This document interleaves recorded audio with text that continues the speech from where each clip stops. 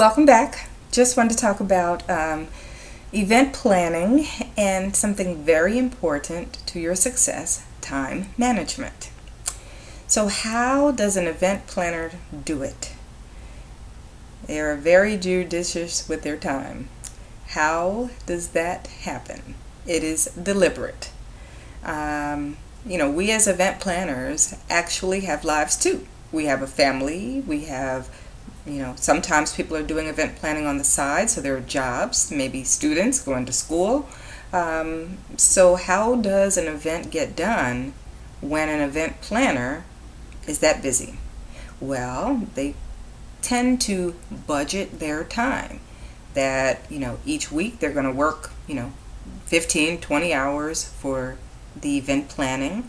And of course you're going to sleep and you're going to spend time with your family. So if you just sat down with a planner, a piece of paper, and said, there are 24 hours in a day, I'm going to spend 3 hours on this and 2 hours on that, and I'm going to sleep probably 5, not 8, not 10, but on a regular basis, how are you budgeting your time?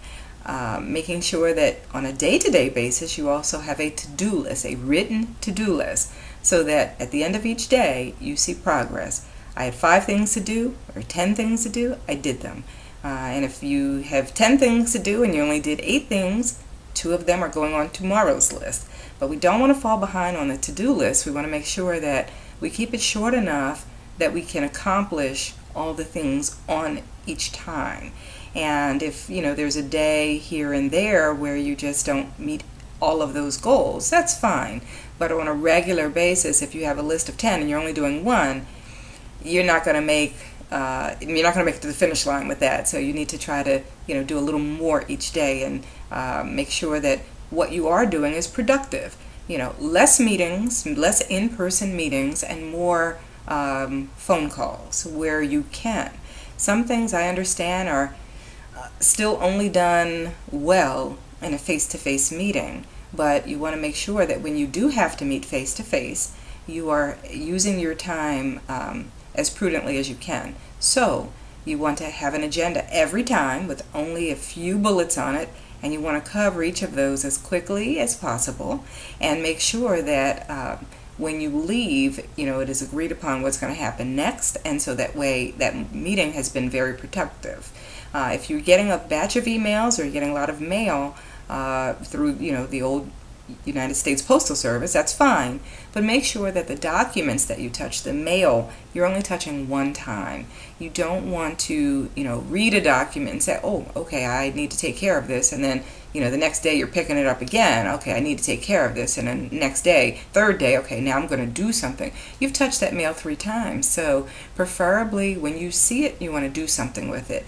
And if you've got staff or people who are helping you, you want to delegate. You don't need to take every phone call. If you work in an office, you're an event planner and you have a staff, let maybe the clerk or the person up front answer the phones all day, and you're only taking specific calls that are being sent to you. This makes you a little bit more productive and puts them kind of on the front lines to understand how to answer the client's questions when they call. Someone calls, what are your hours? You didn't need to take that call. Is it ready yet? You didn't need to take that call. So delegation is definitely something that you're going to need to do, and to make sure that each person is really fulfilling their responsibilities or their role when they are given a task. So if you have questions, please reach out to me at lesliecburns@gmail.com. Happy planning.